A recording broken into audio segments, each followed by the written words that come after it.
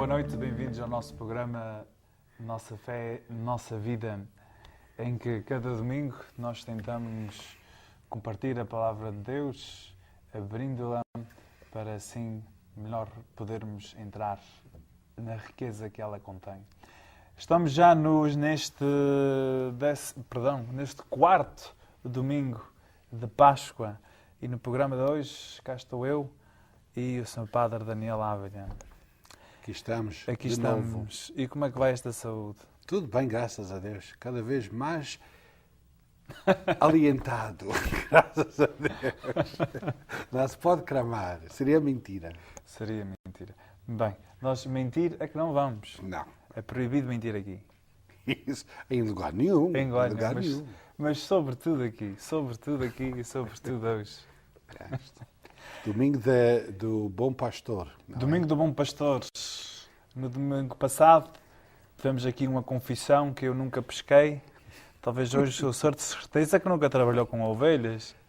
Não, nunca. Sem garfo e garfo e faca, não. Nunca trabalhei com ovelhas. Já trabalhei com ela, mas não é vivo. Não, nunca tive essa experiência de andar com ovelhas. Tínhamos algumas lá, tínhamos um cordeiro, até lá na casa da minha avó tinha um espaçozinho, e ele era bravo. Ai, meu Deus, eu lembro-me, meu pai, uma vez, estava bravo, este animal, e ele vinha contra meu pai com uma força. Meu pai levou uma tábua, vamos dizer, 2x4, e deu na cabeça deste cordeiro, partiu a tábua e o cordeiro só fez assim e continuou. Eu nunca vi um animal tão rígido, tão forte, mas... Cabeça dura. Dura mesmo, yeah. Cabeça dura. Yeah. Bem, bom pastor, sem dúvida, é das primeiras imagens de Nosso Senhor. Quem já esteve em Roma e foi às catacumbes, nas catacumbes não encontra nos sepulcros antigos cruzes, mas encontra imagens do bom pastor. Tem razão por isso. Então aí é uma imagem muito confortante daquele pastor que dá a sua vida pelas ovelhas, até pelas abandonadas, pelas mais pequenas, e que bom é sentir-se pequeno. É a necessidade que as ovelhas têm. As ovelhas são animais muito cutezinhas, mas se eles não têm pastor para guiá-las, as pobrezinhas não são muito discretas, não? Sempre ouvi dizer, não é falar mal das ovelhas, mas que não são muito discretas. Precisam de alguém que os conduza, que os leve a sair para comer, vir para trás e protegê-las.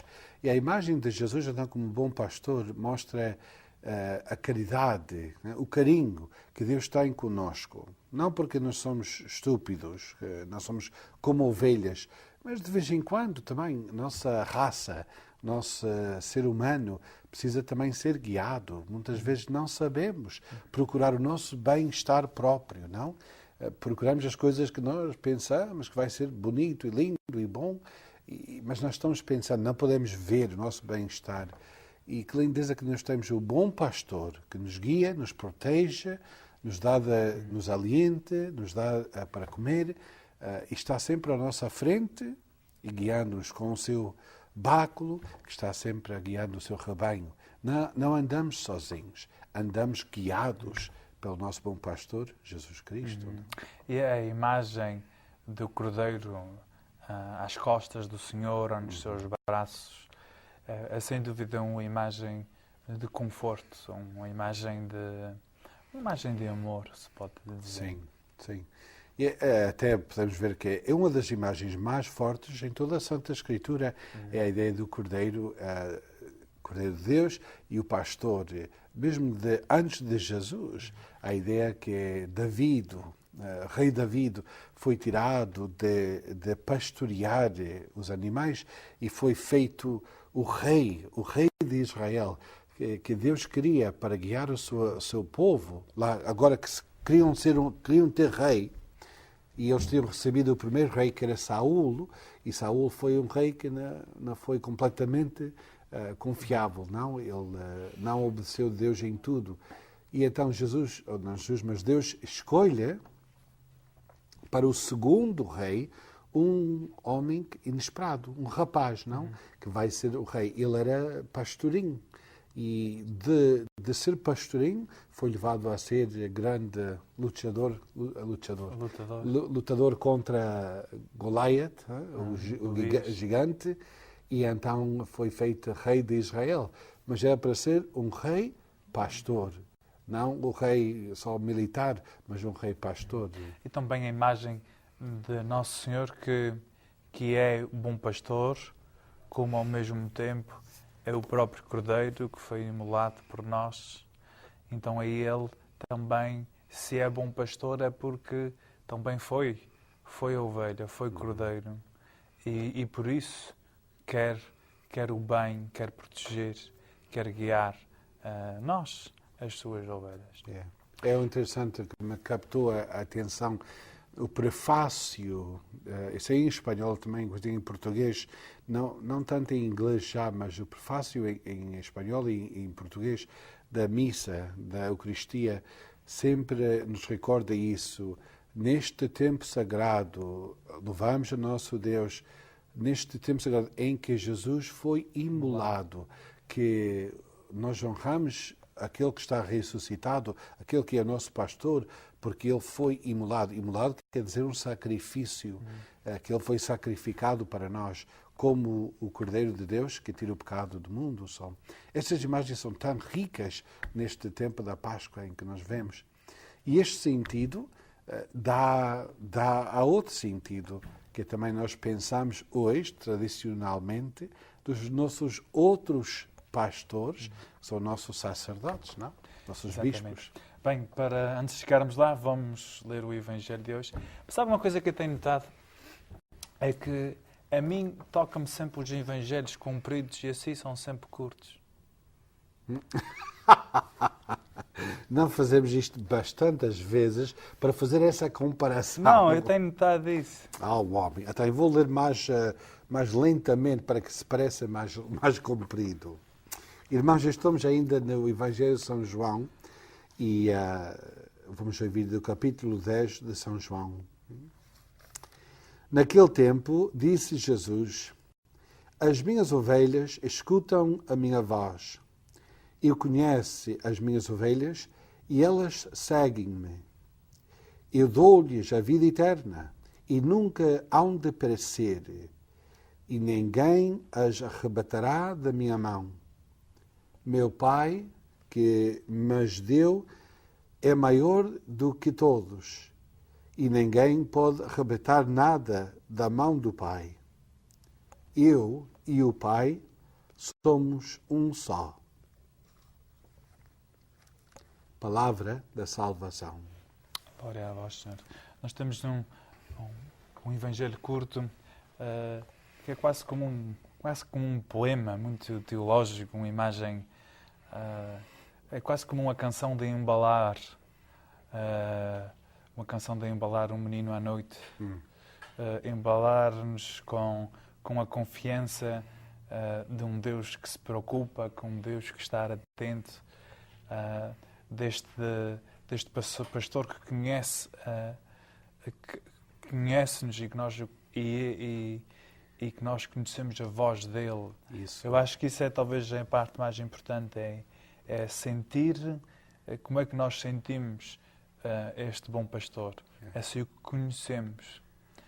Essa frase é que mais capta meu pensamento neste Evangelho deste domingo, que as minhas ovelhas conhecem a minha voz. Põe-me a pensar, eu já ouvi uma história, uma vez que um pastor protestante que estava lá... Um pastor, não um pastor de ovelhas, mas um reverendo protestante que estava na Terra Santa e estava vendo esta coisa incrível, não? Que os pastores à noite traziam as suas ovelhas todas para o corral, como é que se diz isso? O corral. E lá eles juntavam todas as suas ovelhas, todas juntas aí dentro. Vários pastores traziam e podiam todos neste corral e estavam aí para proteger durante a noite. E na manhã ele notou, ele regressou para ver amanhã, que quando os pastores seguiam, ou chegaram, começaram a abrir as portas do curral, e ele começou a pensar como é que eles vão saber quais são as suas ovelhas. E foi interessante, eles começaram só a falar ou cantar, ou dizer umas coisinhas com a sua voz, e as ovelhas por si mesmo dividiam-se. Eles não conheciam as ovelhas, elas conheciam a voz do pastor, porque o pastor passa tanto tempo com elas, está com elas aí fora, nos lugares assim isolados, e ele canta, ou fala, ou está sempre, é a única voz que eles ouvem, não? Então, quando elas põem atenção à voz, elas que se dividiam então, cada um ia atrás do seu pastor próprio. E era a coisa mais interessante. Eu gostava de ver uma coisa dessas, que todos juntas, todos parecem iguais, mas começando a chamar os pastores, e eles dividiam-se e iam atrás daquele a quem conheciam a voz dele. Isto, para mim, é uma imagem tão bonita de que nós somos também com Jesus, que nós ouvimos a voz de Jesus e seguimos a Ele. Mas implica para mim várias coisas. Estou escutando a voz de Jesus? Entre todos o barulho que eu ouve todos os dias, posso reconhecer a voz de Jesus? Estou procurando conhecer essa voz na Santa Escritura, na oração. E eu tenho que fazer um coisinha de trabalho para ouvir essa voz e conhecê-la, não? Exatamente. Também dentro dessa imagem que acabou de descrever, também existe aquele sentido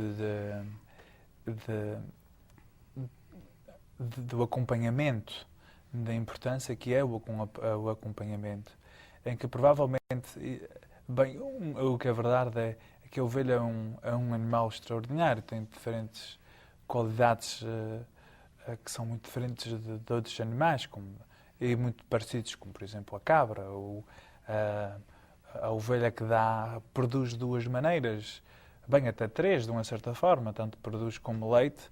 Existem culturas que bebem leite da ovelha, existe até um queijo muito famoso, que é de leite da ovelha, produz carne, produz lã, é um animal que também produz muito. E também até mesmo para a terra, não é tão destrutivo como a cabra, por exemplo.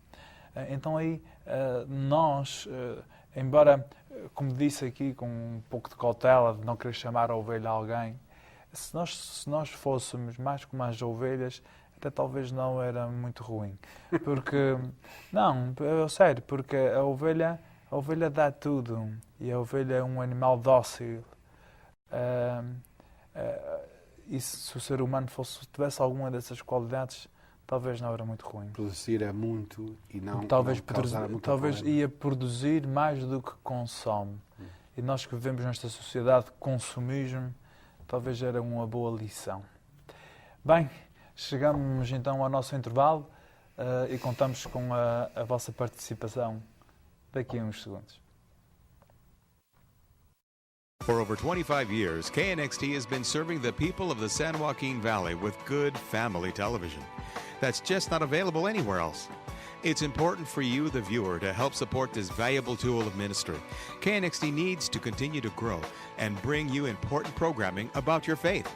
But sometimes it's hard to stop and find the time. Make it easy. Go to knxt.tv and find out how easy it is to support your Catholic television station, KNXT TV. Muito boa tarde por... desculpa, estava na câmara enganada. Muito obrigado por terem regressado aqui connosco, em que estávamos falando de ovelhas. E que a ovelha também tem as suas coisas, em que nós às vezes pensamos naquele cartão postal da ovelha toda branquinha, toda limpinha, mas a ovelha também fica suja lá de vez em quando, diferentes cores até, e é preciso ser tratada, é preciso ser lavada, e também dá muito trabalho.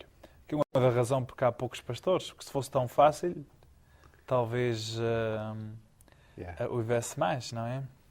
Nós damos muito trabalho, Mas Deus não para de nos procurar e nos ajudar e nos estender a sua mão e nos guiar, aunque nós damos tanto trabalho, graças a Deus, que Ele é muito paciente connosco. Bem, então a Igreja aproveita também, de uma certa forma, esta imagem do bom pastor e das ovelhas para, de uma certa forma, como atrevemos a dizer que nós, como nós, sacerdotes, também fazemos parte deste papel de bom pastor ou de pastor, que é um atrevimento muito grande em dizê-lo.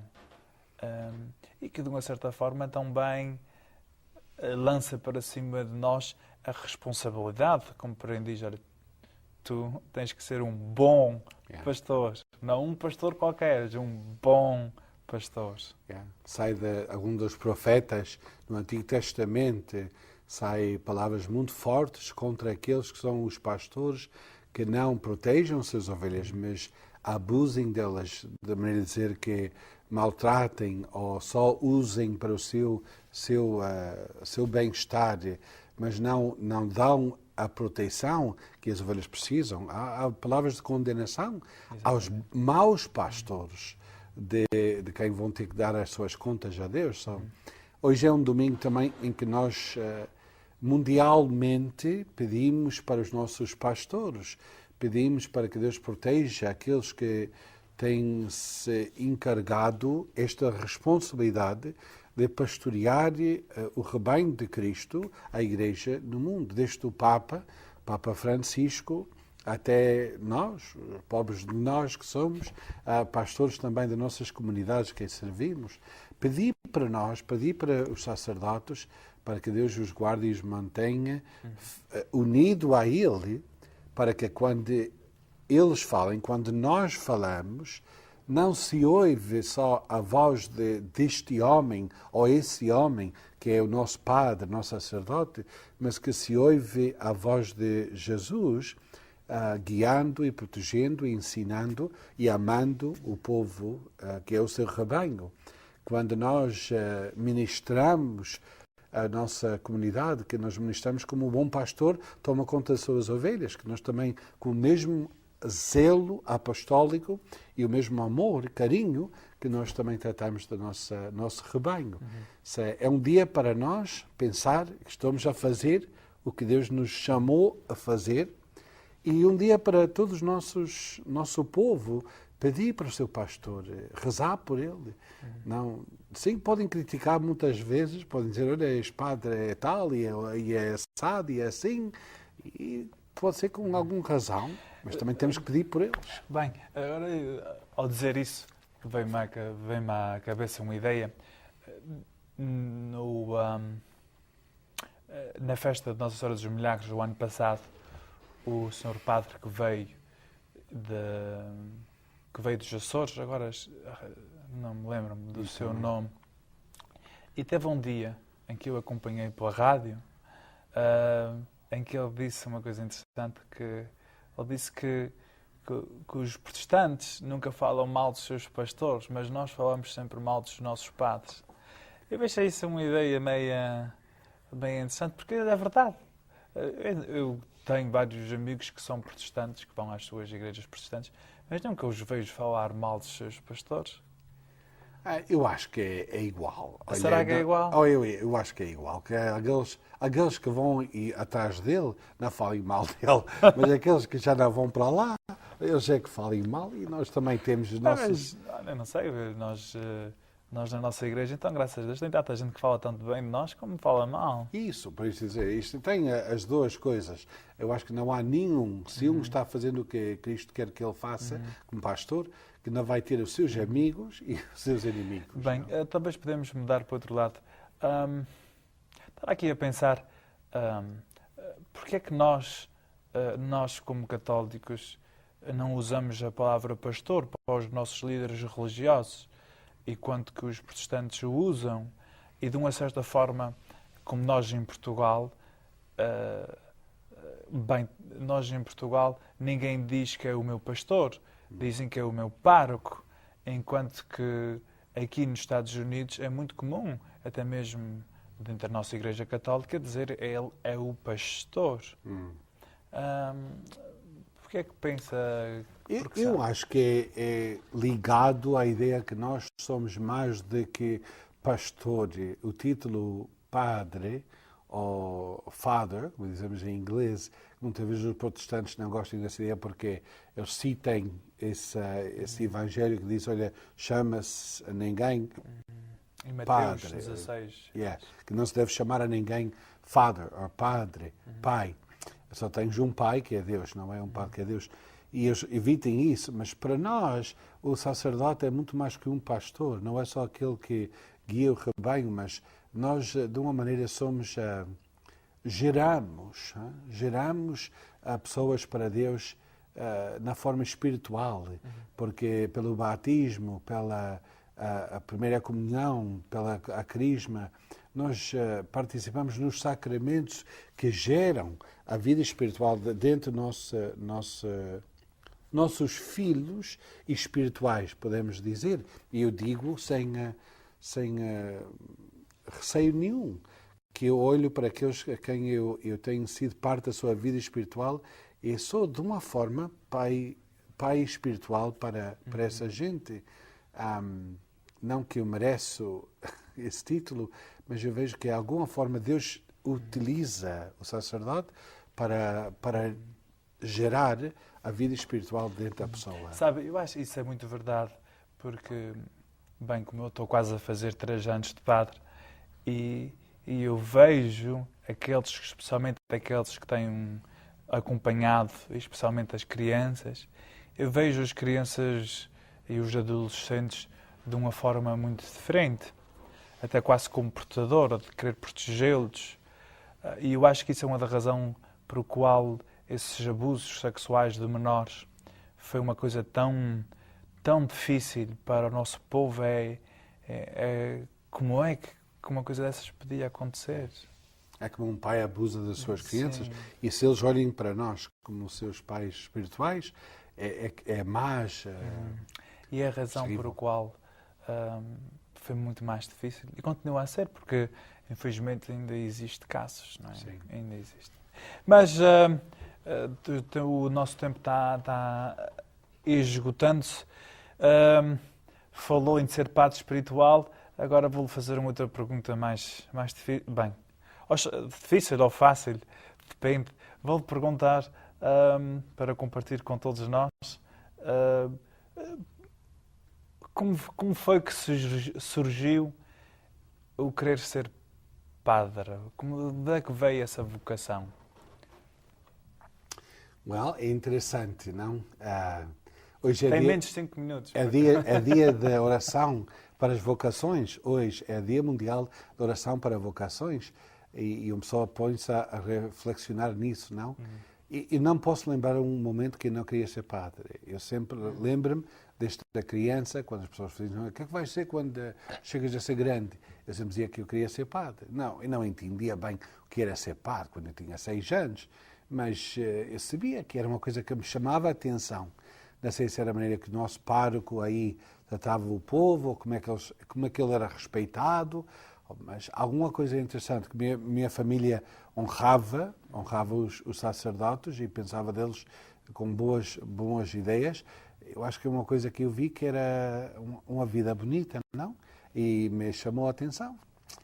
Eu acho que a coisa mais importante foi o exemplo da vida cristã, não? Que a minha avó, sempre digo que eu sou padre por razão da minha avó, a mãe da minha mãe, porque ela era uma mulher tanto forte na sua fé e ela vivia o que dizia.